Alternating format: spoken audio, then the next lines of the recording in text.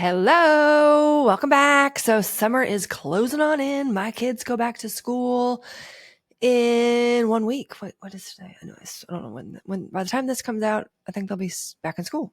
So I am closing up the summer, so getting ready into routine. But today, just finished up a Leading Ladies workshop inside of my Leading Ladies coaching program, which you need. You need because of the high level workshop and training, the coaching that will help you have breakthroughs, the personal accountability, the spiritual direction to help take your life and business to the next level, create more peace, make more money, multiply your time, and steward your business God's way inside of Leading Ladies, jessicaheffley.com. Go check that out. But we just had a workshop and I am just reminded over and over and over again of how impactful and influential. So this week we were talking about, are you feeling stuck? Because again, I come to you guys and I talk about themes that I am sensing and feeling in my own life because I feel like God wants to give people a breakthrough. Anyways, this month's workshop was the real reason you're not losing weight. Fascinating that I'm talking about that in a business coaching program, but everything is linked. And the next month is the real reason you're avoiding that. But anyways, today's podcast episode, we're really going to talk about feeling stuck. Are you feeling stuck in any area of your life? This may be your business. This may be your marriage. This may be your home, your job. This may be, relationally, this may be just like life in general. You just feel stuck. And I'm going to here to snap you out of something because for some reason we get into this, we think like, oh, I'm stuck. And we just sit there and like waiting for like unstuckness to knock on the front door. Like the package to arrive, we're finally going to be unstuck. Someone is going to, do something or something's going to happen to us and then we'll get unstuck. But I am here today to talk to you about taking radical ownership of your life and making powerful decisions. Those are the things that will get you unstuck. You just waiting for something to happen in your life or waiting for your upline or your boss or your husband to do something that helps you not feel stuck anymore, or waiting for your mom or your friend or your child to change so then you won't still feel so stuck in that relationship. Snapping you out of it. Snapping you out of it because you are an advocate for your life. And it is time for you to take radical ownership because nothing in your life changes unless something in your life changes. And if one person in the dynamic changes, the dynamic changes. You're the one. You're the only one person that can change. You're the only person that you can have control over. And you're the only person that by you taking radical ownership and making powerful decisions is going to allow your life to get unstuck. So if you are feeling unstuck, I view this as a message from the Lord or a message, an invitation for you to change. What if you started viewing any area of your life where you are feeling stuck, where you are feeling stagnant, instead of being like, woe is me, there's nothing I can do because I'm stuck, right? When you're stuck, there's nothing you can do. No, when you keep thinking that when there's nothing you can do when you are stuck, you will continue to stay stuck. When you feel or notice that you are feeling or noticing that you are stuck, that is an invitation for something in you to change.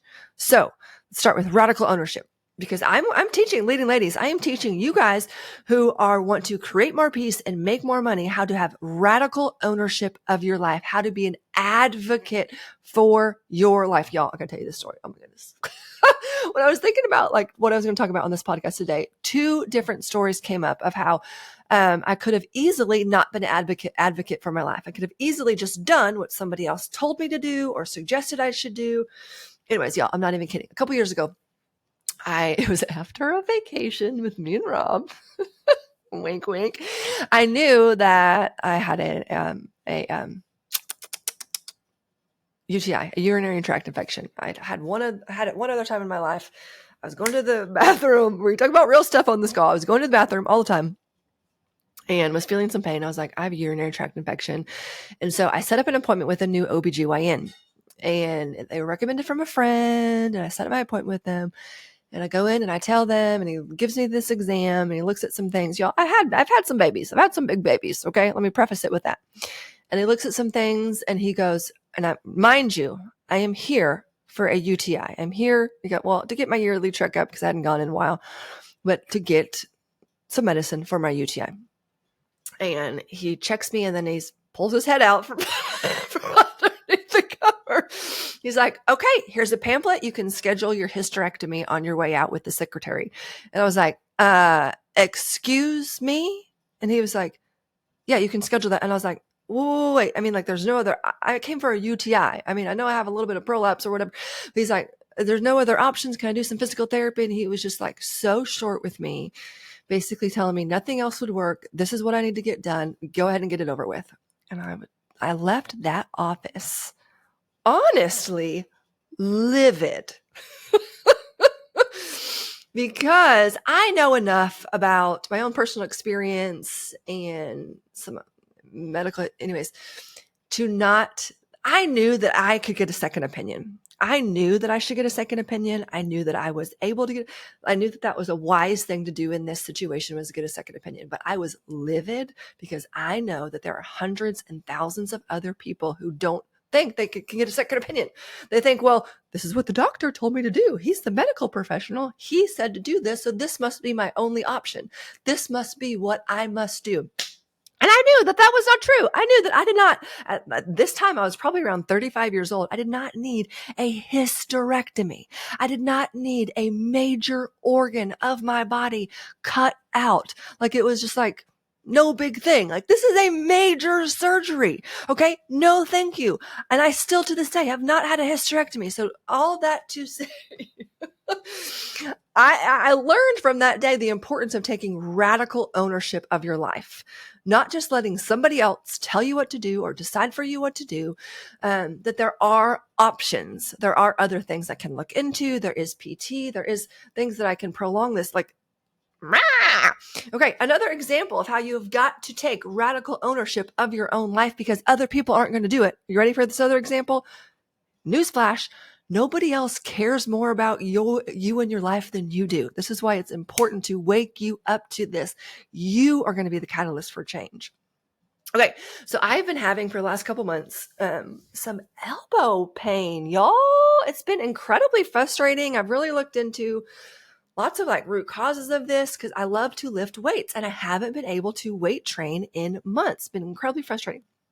So the month of June, as you know, I was at camp and our Plexus convention and my life coaching graduation, all these things. So I was out of town a lot. And so I did not weight train for almost the entire month of June. So in my mind, I'm thinking, oh, while I'm resting my elbow, it still kind of hurts. Surely, I'm going out of town. That should be enough rest for my elbow to heal. And y'all, it didn't heal. And so finally I was like, forget it. And so one day I painted, I did an arm workout and then I painted for a friend. And then the next day it was excruciating pain, like, just more than it had ever been before. And I was like, oh no, like my elbow, something is wrong here. And so as you could, from my previously stated story I just told you about my OBGYN, I don't love to go to the doctor as my first resort. I actually do love doctors, and there is a time and a place, and I am thankful for them in certain scenarios, but I do not think that it is like the only option. But my elbow had been hurting for a while, so I went into a walk-in clinic, and I was like, okay, let's check on this elbow. I told them what was going on. And they're like, well, maybe you have tendonitis or maybe you have arthritis, so here's a couple things that you can try. And if it doesn't get better, then you can come in and get an x-ray. And I was like, and I said with my mouth, what would an x-ray do? And they're like, well, we can see if you have arthritis from an x-ray. And I'm already like, oh my goodness. Okay, whatever. So anyways, I try to tough it out for another week and I'm like, it still hurts. So I go in and get an x-ray. So I go in, they're like, yeah, you can come in anytime, just get an x-ray, in and out. I go in and I get the x-ray. Oh, they call me days later. Okay, they call me and they're like, yeah, it's already like phone tag. They won't just tell you your results over the voicemail for some reason. I don't know why they won't just tell me in the voicemail. But they call me. I finally get to talk to somebody and they're like, yes, Mrs. Heffley, your elbow is not broken. And I was like, I know my elbow is not broken. I did not get an x-ray for you to see if it was broken or not. They told me to come and get an x-ray to see if there was like arthritis in my elbow, which is what is causing the pain. I was just so frustrated. And of course, it wasn't the actual doctor I was talking to. It was like the receptionist. They're like, oh, okay, well, let me go and talk to the doctor and let him get it back hold of you. Anyways, it was this long, frustrating phone tag because I felt like, again, I had to be an advocate for my life and my health. They weren't the ones that were really concerned about my elbow or actually looking for what they were supposed to be looking for. Somehow it got mishapped. And they thought that they were looking at an x-ray of it, if the elbow was broken or not. Y'all, my elbow is not broken. You just told me to come in for it. Anyways, a little bit frustrating. All that to say, again, if I just was to just say, well, this is what the doctor said, this is what they told me to do, if I just would have just taken that result at face value, I wouldn't have been taking radical ownership of my life. I would still be stuck, and it wouldn't have been getting better because they weren't looking at the best interest of me holistically. Okay, they were just looking at one piece that they thought that they could fix, or they thought that they could do, and it ended up not working out well.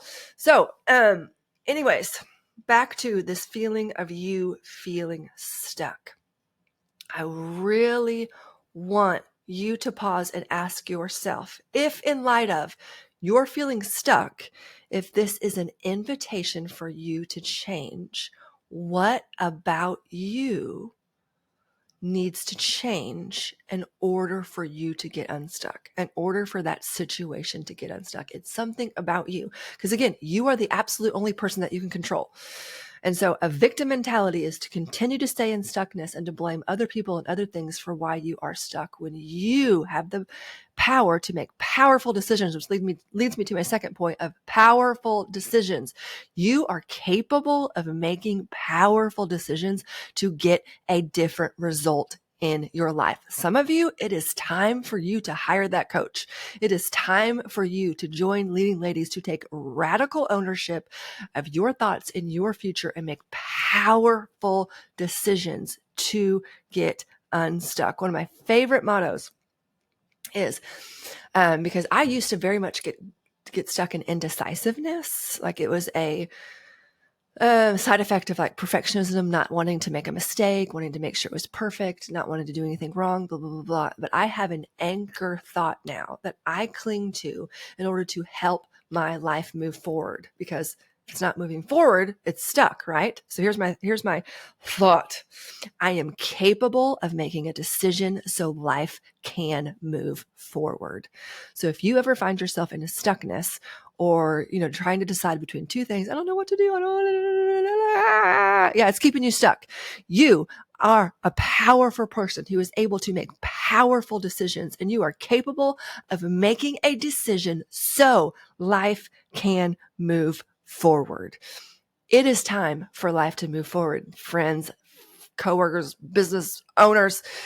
Summer is coming to a close. The chaos of summer, the funness of summer, the inconsistency of schedules of summer, the vacation, the memories, the kids, it's all there. It's all a part of life. It's lovely. It's about to be fall. The kids are going back to school. Routine is coming back in, and it is time for you to take radical ownership of your life and make powerful decisions, because you are capable of making a decision so your life can move forward. So if you are feeling stuck, or the next time that you find yourself feeling stuck, view it, instead of I am stuck, view this as an invitation to change. Where is God leading you to change? Where is God leading you to make a decision? Because this is an invitation, or another term to put it is like God is begging you, or something is begging you to change. Like the stuckness is not a stuckness to stay in. It is an invitation for you to change. And so in what area are you going to change today? Decide. Is that joining Leading Ladies? Is that something else in another area of your life that you need to make a powerful decision in so your life can move forward? I'm honored to share this with you to help your life move forward. This has helped me tremendously to come back to my identity that I take radical ownership of my life and I am capable of making powerful decisions. And so are you. See you next week.